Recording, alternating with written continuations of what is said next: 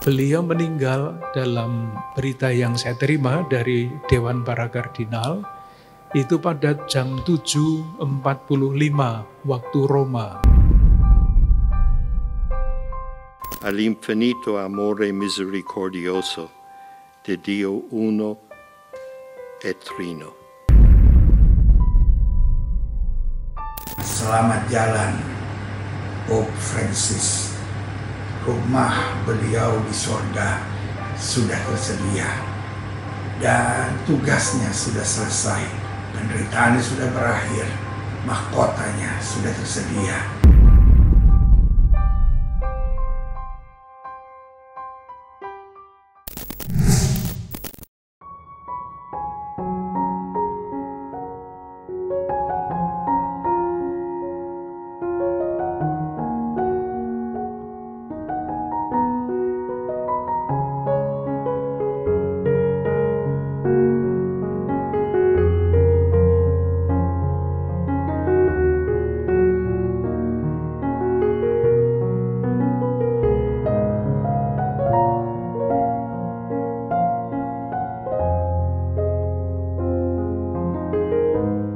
Duka mendalam kini harus datang menyelimuti umat Katolik di seluruh penjuru dunia. Ya, Vatikan serta seluruh pemeluk agama Katolik baru saja kehilangan sosok Paus Fransiskus yang menghembuskan nafas terakhirnya 1 hari setelah Hari Raya Paskah di usia yang ke-88 tahun. Kabar duka ini diumumkan secara resmi oleh Carmelenggo Vatikan yang dijabat oleh Kardinal Kevin Farrell. Dalam pengumuman itu, dikabarkan pula bahwa mendiang Paus Fransiskus berpulang dengan damai, dikelilingi para kardinal serta staf terdekat.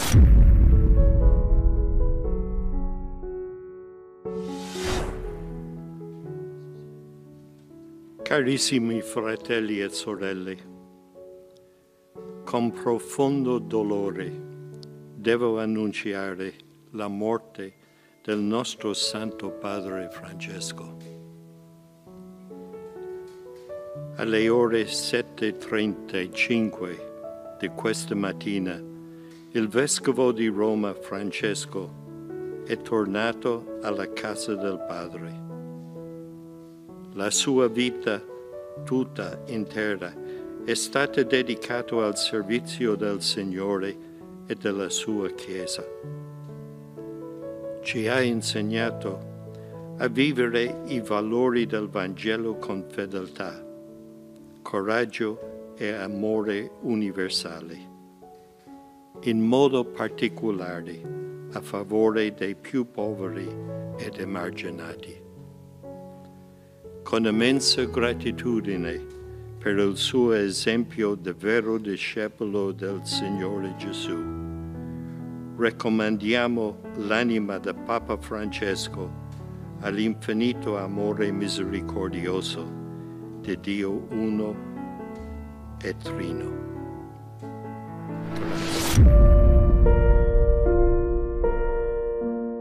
Semasa hidupnya, sosok mendiang Paus Fransiskus memang meninggalkan ajaran mendalam yang rasanya tak akan mampu dilupakan. Entah itu dari sikap penuh kesederhanaannya hingga dalamnya rasa kasih yang ditampilkan kemanapun ia melangkah. Sontak saja, Vatikan pun menjalani masa berkabung hingga 9 hari ke depan.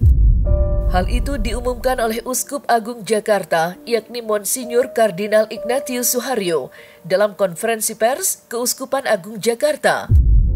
Dan pada kesempatan yang sama, Sang Uskup Agung Jakarta pun mengumumkan rencana misa arwah yang akan diselenggarakan pada hari Kamis mendatang di Gereja Katedral Jakarta.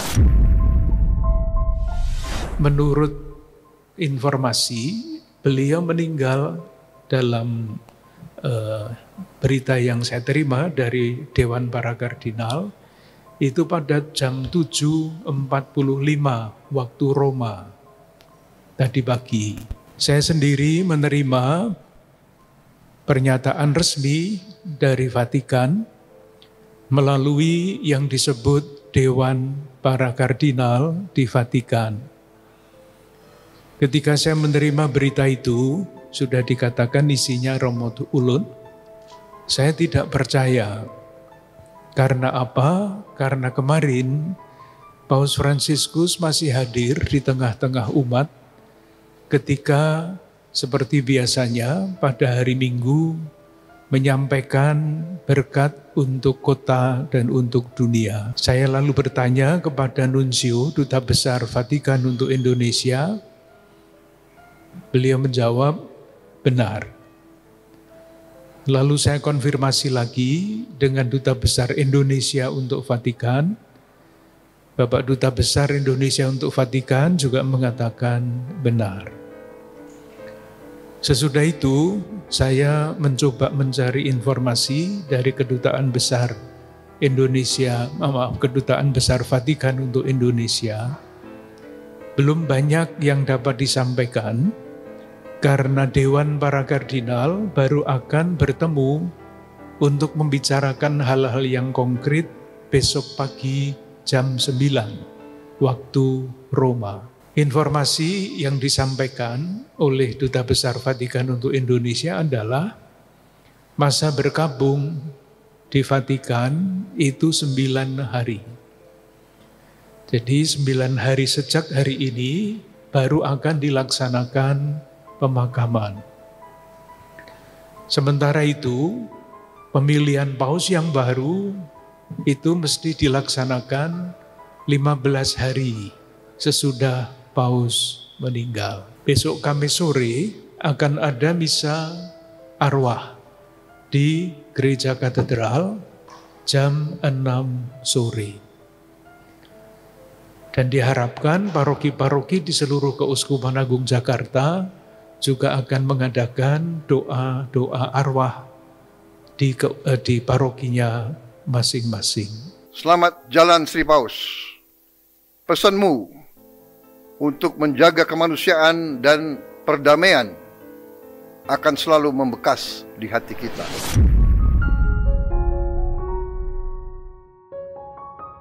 Lahir pada tahun 1936 dengan nama Jorge Mario Bergoglio, mendiang Paus Fransiskus dipilih menjadi Paus Gereja Katolik ke-266 pada tahun 2013.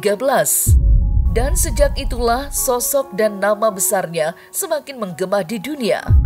Bagaimana tidak, walaupun menjabat sebagai pemimpin agama Katolik, mendiang Paus Fransiskus pun dikenal luas sebagai sosok dengan kecintaan terhadap sesama manusia yang sungguh tinggi. Oleh karena itulah, duka nestapa yang tersisa dari kabar kepergiannya terasa sangat dalam bagi masyarakat dunia. Begitu pula di Indonesia. Kepulangan kembali ke surga Bapa Suci Gereja Katolik, dalam hal ini Pope Francis, sungguh mendatangkan duka yang dalam bagi dunia ini. Ia yang sangat dikenal dengan kalimatnya, "Who am I to judge?" menjadi pribadi yang sangat humanis, menjadi pribadi yang menerima semua orang, menjadi pribadi yang merangkul semua orang dan memberi keteladanan dengan kasihnya, dengan kesederhanaannya, dengan ketulusannya, dan dengan pelayanannya yang sungguh-sungguh kepada setiap orang. Dan yang menarik, di masa-masa pergumulannya dengan penyakitnya, ia masih memberikan pesan di hari Paskah 2025, 1 hari sebelum kembalinya beliau ke surga.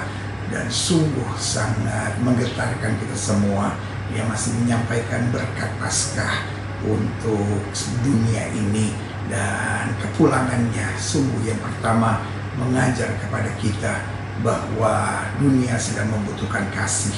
Yang kedua, dunia sedang membutuhkan teladan. Dan yang ketiga, dunia sedang membutuhkan pemimpin-pemimpin yang punya hati hamba, pemimpin yang mau melayani, pemimpin yang mau menjadikan orang-orang semakin berarti, semakin berharga, dan semakin sejahtera. Selamat jalan Pope Francis.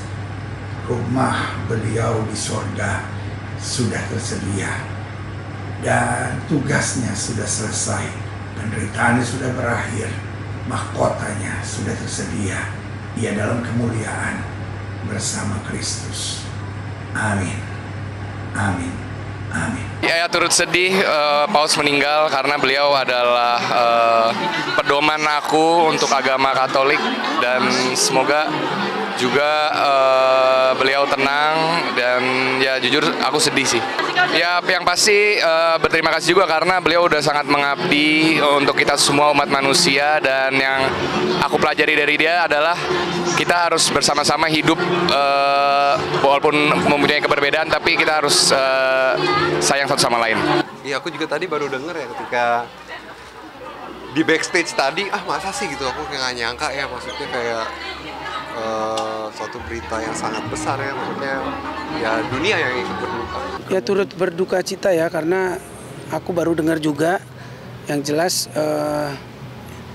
Paus ini kan baru datang ke Indonesia juga, membawa dampak juga untuk Indonesia tentang gimana citra ramahnya sebagai Paus, mungkin orang-orang yang paling dipandang di agama Katolik dan juga di dunia. Jadi aku pikir banyak hal-hal baik yang sudah dilakukan oleh Paus. Jadi mudah-mudahan apa yang ditinggalkannya, legasinya untuk masyarakat Indonesia tentang perdamaian, tentang kerendahan hati, tentang apapun itu yang bisa menjadi diingat oleh masyarakat Indonesia dan dunia tentunya. Jadi aku juga turut berduka cita, semoga diberikan tempat terbaik di sisi Tuhan. Mengucapkan turut berduka cita yang sedalam-dalamnya atas meninggalnya Bapak Suci Paus Fransiskus.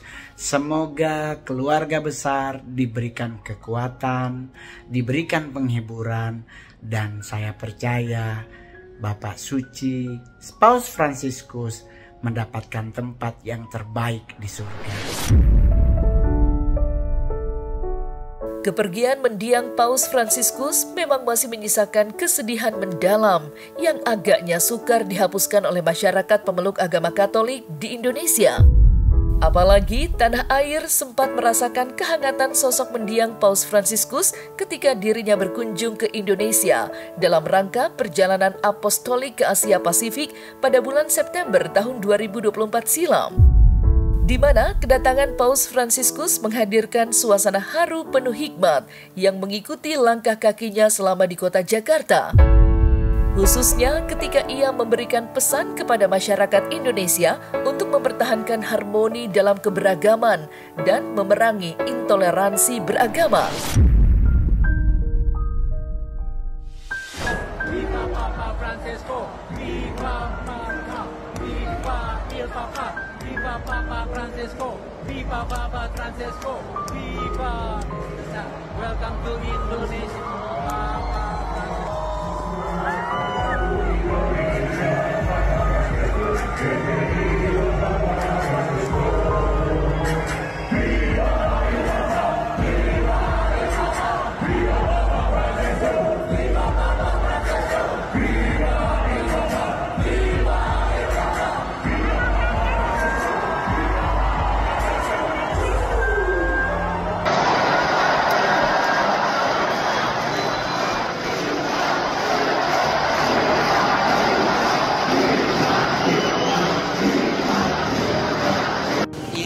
Sesuatu yang fenomenal, yang langka.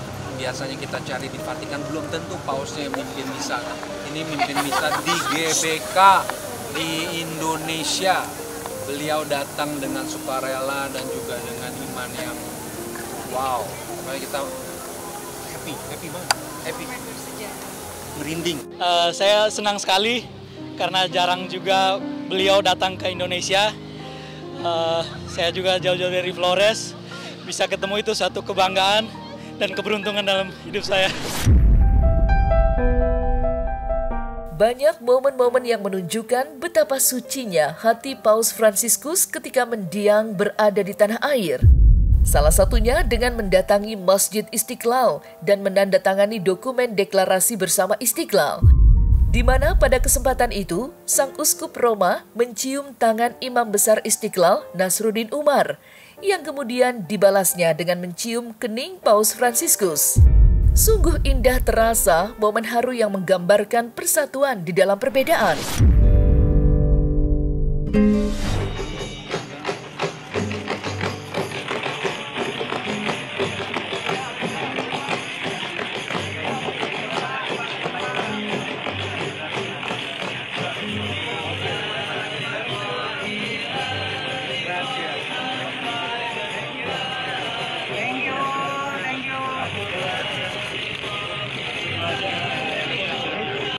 Senang sekali, bahkan undangannya saya yang minta kepada Istiqlal untuk diundang karena saya membaca karya-karya berkenaan dengan Paus Fransiskus.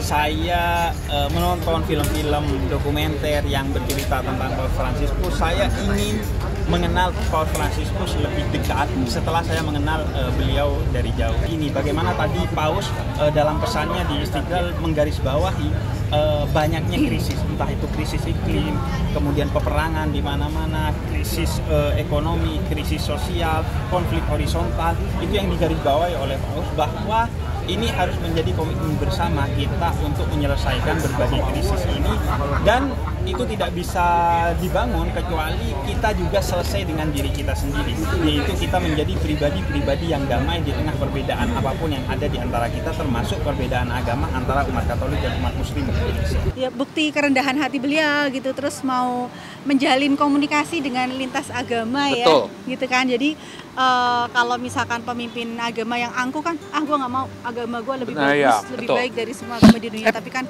beliau enggak gitu ya, mau membangun dengan bahkan beliau tuh bilang loh, kita jangan memaksakan iman atau kepada orang lain ya, jadi kita harus saling menghormati. Wah, itu bagus banget, luar biasa ya. Lihat nggak tadi yang fotonya yang tadi pagi dengan merinding. Ya dengan Imam Nasaruddin ya, luar biasa ya, saling mencium gitu. Aduh, Imam besar juga mencium kan, mencium kepalanya kan, cium tangan, cium kepala. Buat contoh kita gitu loh ya kan. Momen yang jelas menggambarkan kerendahan hati mendiang Paus Fransiskus pun tidak berhenti sampai di situ saja. Buktinya, kala mengendarai mobil menuju Istiqlal, Paus Fransiskus tak henti-hentinya melambaikan tangannya kepada masyarakat. Dan hebatnya lagi, Paus Fransiskus sempat pula memberikan berkat kepada seorang anak kecil dan sesosok ibu hamil.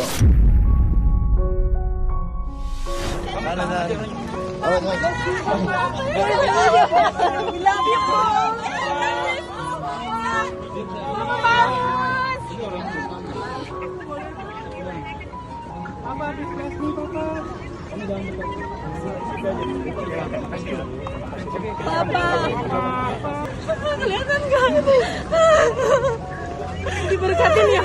Aku pegang kepalanya.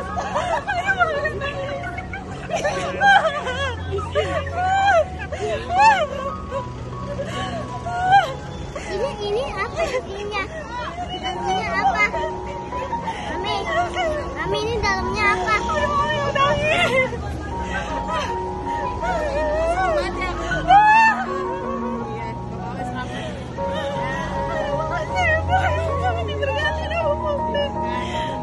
Please bless my child.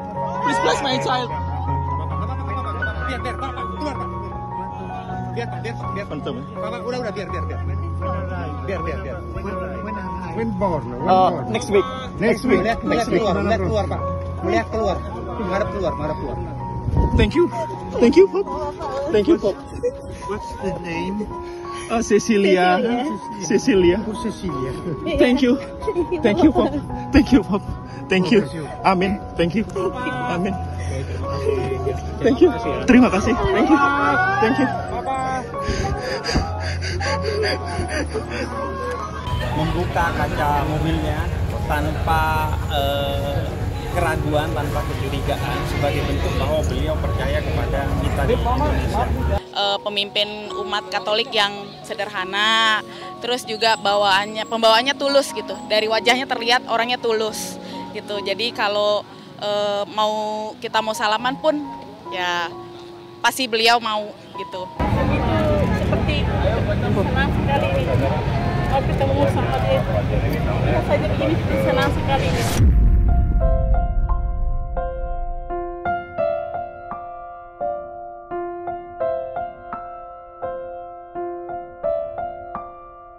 Selamat jalan Paus Fransiskus. Semoga sikap kesederhanaan serta segala amalan kebaikan yang telah engkau tabur di bumi ini terus melekat dalam jiwa seluruh umat manusia. Amin.